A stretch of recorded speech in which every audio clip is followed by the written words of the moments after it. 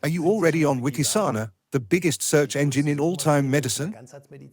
Then I recommend you to look it up.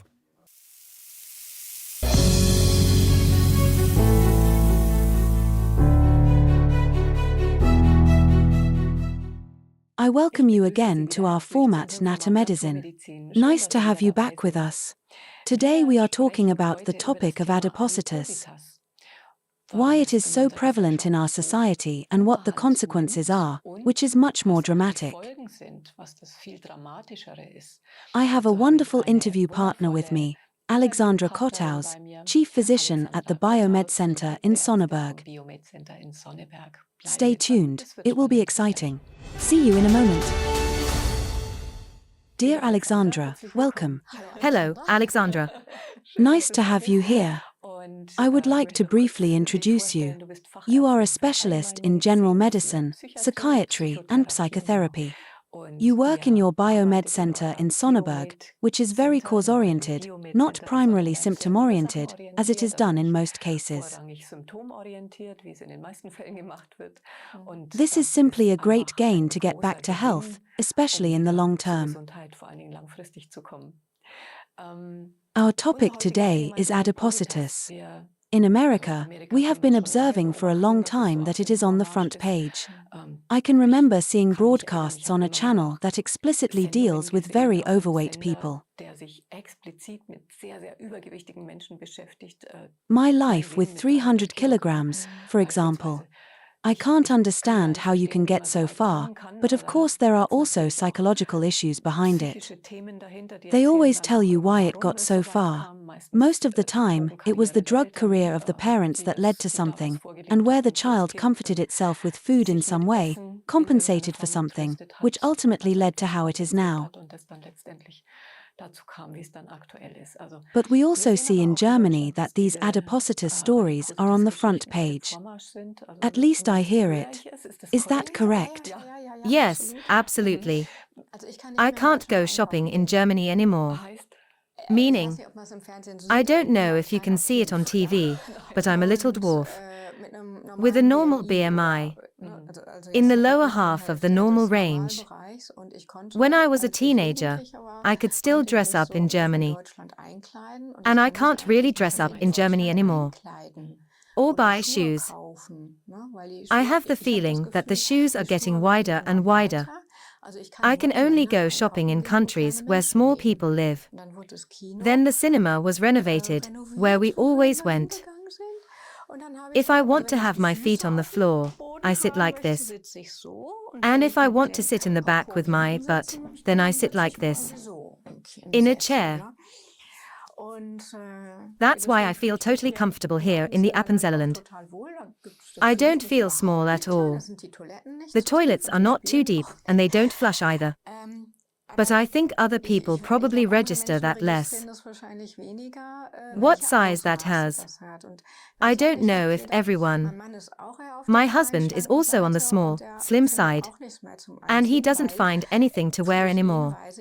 Because through him I actually know, he has to buy slim fit. That shirts, t-shirts, also normal t-shirts, also for companies, for young people, appeal to young men. Yes, that was probably called urban style for a while. And now it's called regular fit. And these are t-shirts for men, who are still slim at the top, but with a sewn-in belly. The company doesn't really say that. But then the men feel a little longer slim, and aren't really anymore. And that's... Yes. Let that sink in. And what you just said, with these massively overweight people. So yes, certainly. Some people have the mental issue, or the rescue ring. I think that has been chewed through enough. But what I see, or what I find almost worse, is that being overweight is becoming more and more normalized by the media, or, let's say, hidden. Yes, like with this regular fit. But that's because our food is just so bad. We tend to move more. Doing sports, going to the gym, is totally en vogue. Yes, it's not just the movement. And much more than movement, nutrition falls into the weight. And that's not everyone had a lifeless childhood or something. But there is so much stuff and chemistry and estrogens in food and in our environment that people are getting fatter and fatter. Even those who, let's say, eat normally. No, those who don't eat particularly badly. And also those who take their daily vegetable ration with them every day. Yes, even those, I see, had such an experience again on vacation. When you see young, very young ladies in bikinis, they are no longer firm. Even the slim ones. Yes, they actually have skin like an older woman. So around the typical, let's say, predilection areas. Upper thigh, but around. Or they are all already slightly overweight. With cellulite approach. But you see fewer and fewer who are actually, for their age, should be really tight and strong. Okay. And that's something I think is bad. Yes. There has to be some kind of awakening go through the world. And they don't all eat junk food. It is often polarized. Also in the media. It's always really called junk food and hamburger and fries. They certainly eat that too. But they don't have that in such poor quality. But even 30 years ago, or 40 years ago, it already started. And they still didn't look like that. So we have. The one thing is, we have less and less nutrients in food. And we have more and more chemicals and xenoestrogens in the environment. And these xenoestrogens then lead to the cellulite. They lead to water storage. They lead to the fact that the figure, or even the appetite, is not under control. And not primarily necessarily the soul. So I sometimes have the feeling that we in the so-called civilized countries, we have an extremely sick relationship to food anyway. And the importance we attach to this. And that must be delicious. And pleasure, pleasure, pleasure. Someone told me now. Yes, I do it out of pleasure. I say, I beg you. What you just described to me as an eating disorder has nothing to do with pleasure. Pleasure is something else. I think almost most people no longer know what pleasure is. And if I then know from my psychiatric colleague, they do pleasure training with the perhaps eating disorder patient and start with a piece of chocolate. I think to myself, he should start with a strawberry. He knows with a fruit and not with something which is actually not healthy. And the children, this group compulsion from the pressure under which young mothers stand. What I got from friends for photos from the children's birthday, how the cake looked. Wow! That was not a cake, that was a work of art. This overdoing and you have to do the best, or the greatest. And I also have almond spikes in such a biscuit hedgehog that I made myself, but so talented like this pirate ship for example, that's not me. Most people probably don't do that themselves. I'm not sure about that. But that's even more abstruse if you order it for a small children's birthday. We have at many points the relativity to food lost. Please do not watch advertising on my nutrition seminar, I say. Please do not watch advertising. So these are advertising psychologists, and they really know what they are doing. And of course, when there is restaurant pizza advertising, I don't think it's that delicious. It is also triggered at all corners and ends. When I went to the fairground with my parents, then my dad loves rides and the little adrenaline kick. So we spent the money for one ride after the other, while others go there to eat. I am now grateful to my parents that I was not raised to eat away at every family trip, or well, my dad likes ice cream too. But I didn't intern it that way for me. Oh, I'm going on a trip. I buy an ice cream automatically. I didn't do that with my children either.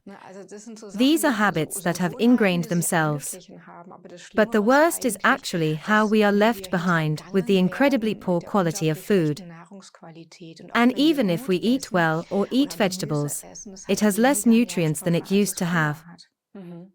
Yes, and it doesn't matter whether someone now says I only buy organic. In the end, the same water also rains. No, I also have people who come from a really good diet and already eat organic and still move and still don't lose weight. And you can still do that. For me, I don't see the problem in it now. But there has to be a ringing, a waking up through the heads and through society. And what we do with our young people, who are simply no longer in shape at the age of 20. And that I'm seeing more and more men with a chest and stomach line. And now it's hidden even more differently. They all go pumping. And then you have this painful discussion. I have to eat protein. I have to eat protein. I want to build muscles. That they then totally exaggerate with it. That they then over-acidify. That the body doesn't work properly anymore later. And then the young actors are all I feel like they're covered with a layer of fat. So the skin, the part between skin and musculature, is a bit like condensed, I think. And that's not all muscle. They always think it's muscle, but it's edema, water retention, partly in the muscles and under the skin. And they think they look slender. You don't all know anymore what a muscular man looks like who doesn't have these problems. And that's just hidden by the media.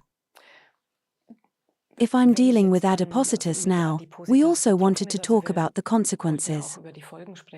We wanted to talk about the consequences. And the one thing is, how do these young people want to get healthy children? That's one consequence. Actually, almost all young people have to detoxify properly when they want really healthy children. So where do all the children's centers suddenly come from? The early birth intensive care units. And in the end, you can reduce everything to similar causes. Sure, I'm just including the normal weighted, fat ones. And then there are the really overweight ones. But who is really overweight? And there is a point where some people lose their perception, their self-perception, which extent it really has. But at some point, processes in the body are increasingly disturbed by it. Some people can do it amazingly well. Men usually hide much, much longer. And they can also have such bellies and have no self-awareness that they might not be completely healthy because they have no energy deficiency and no pressure to suffer. And of course, we then come in the direction of vessel problems. In men, erection problems. But we also get there. And I don't think many people are aware of that. Diagnostics are becoming more and more difficult. Yes, I can. Whether it's a huge breast that you might have to examine, I can examine it more difficultly. And it doesn't matter which image I use. I can examine it more difficultly. If I have an adipose belly with a fat ring around it, I can't get through it very well with the ultrasound device. I can examine the organs well. If I have a CT, I have more radiation than with a slim person. So maybe more secondary damage and worse image quality. And it's the same in MRE. There are now open MREs for extremely adipose people and those who have claustrophobia. But even there, a lot has changed. In the beginning, I had worse image quality. Diagnosis of diseases is also becoming more difficult. I have a higher risk for a lot of civilizational diseases. But sometimes you don't realize that diagnostics are also becoming more difficult. If someone like that has to be operated, and I have to cut through such an adipose belly, everything has to be sewn back on afterwards. And it's not that easy. It has higher risk of surgery as a result. In the end, there's a rat's tail hanging on it. I didn't think that far. That's why I wanted to say it. I don't think it's right if overweight people are discriminated against. But we've almost reached a point where it's still in the hands of some people. Or if they want to, it's the ability to regulate what to do about it. Or the yo-yo effect, because they take too radically with wrong methods. And at some point, the body says, now it's enough. And a lot of people don't realize that it's being talked about so nicely.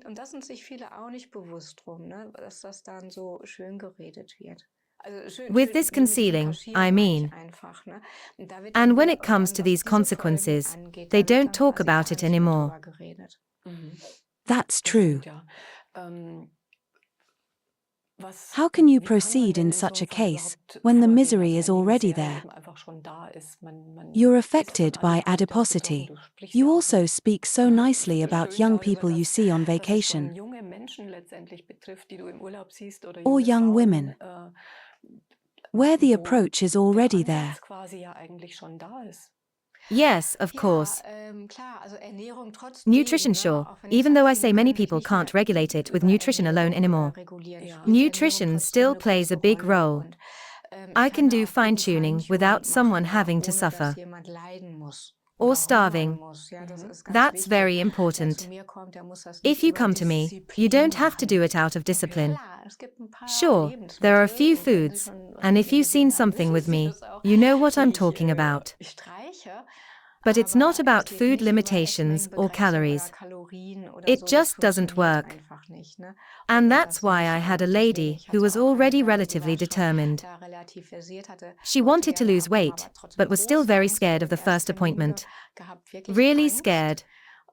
From a personal story, she knew she had a problem with food and was massively relieved at the end of the conversation.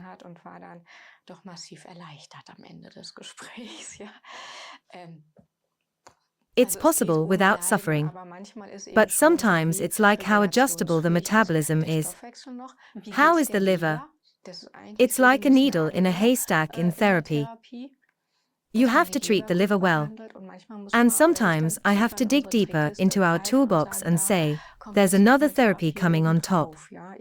I love infrared and thermal therapies. You can do a hypothermia for the liver, or even a full-body hypothermia to change the metabolism. Okay. You say the liver is often affected when the intestinal microbiome doesn't work. It comes along with it, right? Yes, I'd say if you have overweight or such problems, you don't have a microbiome that's really okay. But in the meantime, who has it at all? Because we live in this so-called industrialized world. We don't have to pretend that it's going to be perfect for the few of us. Sure, but that's where I also touch on nutrition. And what's at this point, or with this symptomatology, cow or hen, liver or intestine, you don't always realize that you detoxify the liver through the gallbladder into the intestine. And when I have a lot of toxins in the gallbladder, there are also the wrong bacteria happy about. The intestine also works on both sides. In the meantime, I think it's almost a bit optimistic when you talk about an intestinal build-up. Actually, it's a continuous intestinal care where you apply different types from the inside and from the outside. A good liver treatment is also a form of intestinal care. Our stress level, our thoughts have an influence on the composition in the intestine. Sometimes I don't dig as deep, because for me it's the most normal thing in the world to treat the intestine. And part of it is also nutrition. I'm just mentioning it because the micronutrient supplementation doesn't make much sense if you have leaky gut, for example. No, you can't say that. If you think about it that way, a lot more people would have to die faster, or no longer have the right to do so. Then you think, I'm not going to absorb it, it's my intestine. But you have to be careful in the bioscene that you don't plant too much bad stuff in people's heads. because it can give a nocebo effect that is not beneficial at all.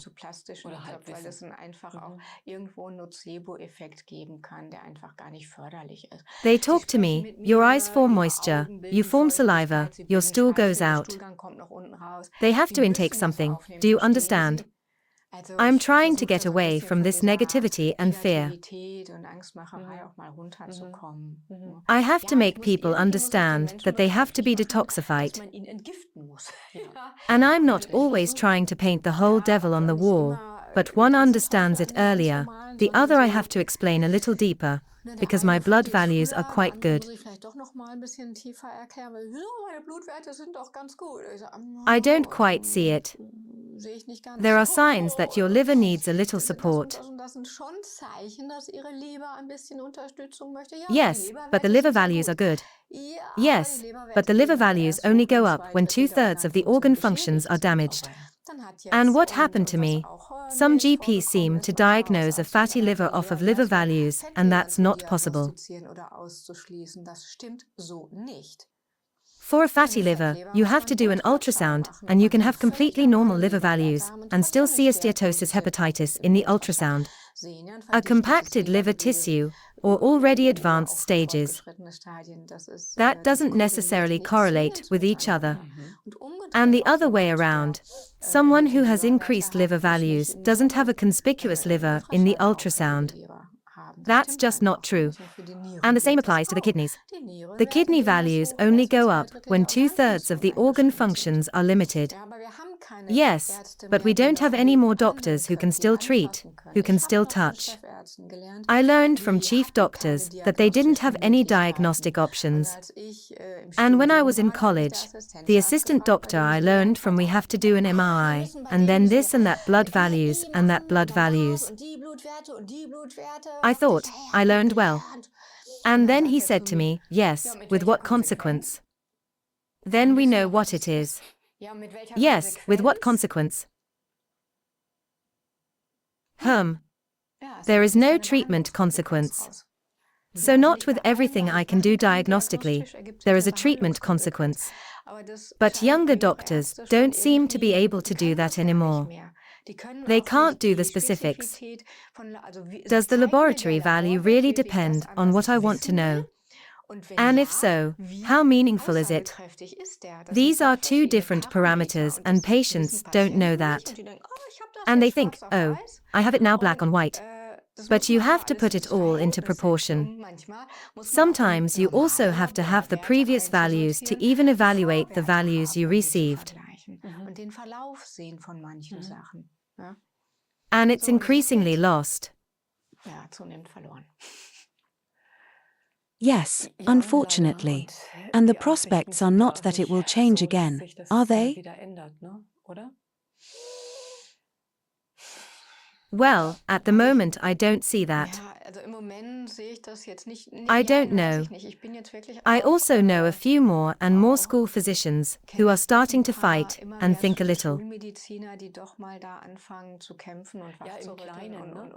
They don't have the same thoughts as we do, but at least they become a little more sensitive and say, well, it can't go on like this. If I am affected with which obesity is our main topic in this conversation, what can I do in my own direction? The first thing you can do is to read the small print of the packaging. Yes, small print. It's sometimes so small that you're standing in the store and... Many of the things I just listed additives, technical aids, xenoestrogens, which may be in there because of the spraying agent, they're not on there, but that's also enlightening sometimes.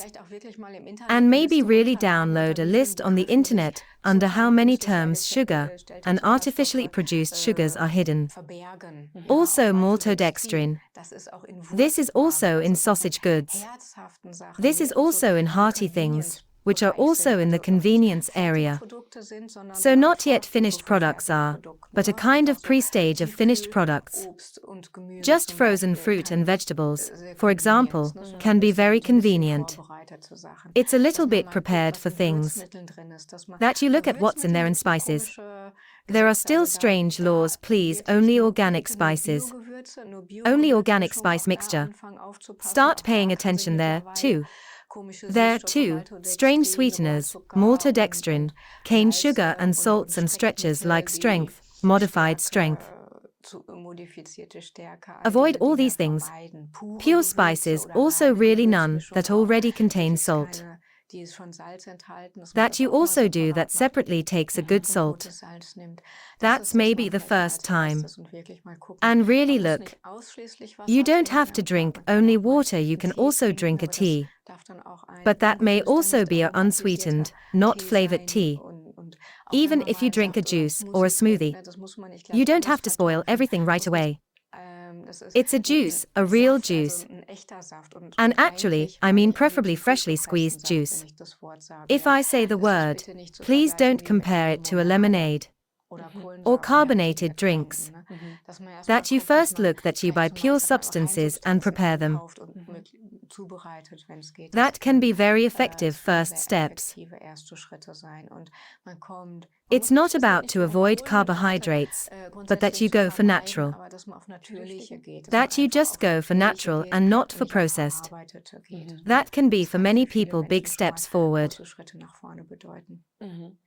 But otherwise you can't get around in a certain stage. In a certain stage you need possibly help, and you can also get it from us. Where can you find you? We call ourselves Biomed Sonnenberg, and we sit in the beautiful Swilbrunn in the Appenzellerland. Do you have a website? We have a website. Our website is www.biomed-sonnenberg.com. Very good. Because then the person who has the idea to change can be well supported and well advised.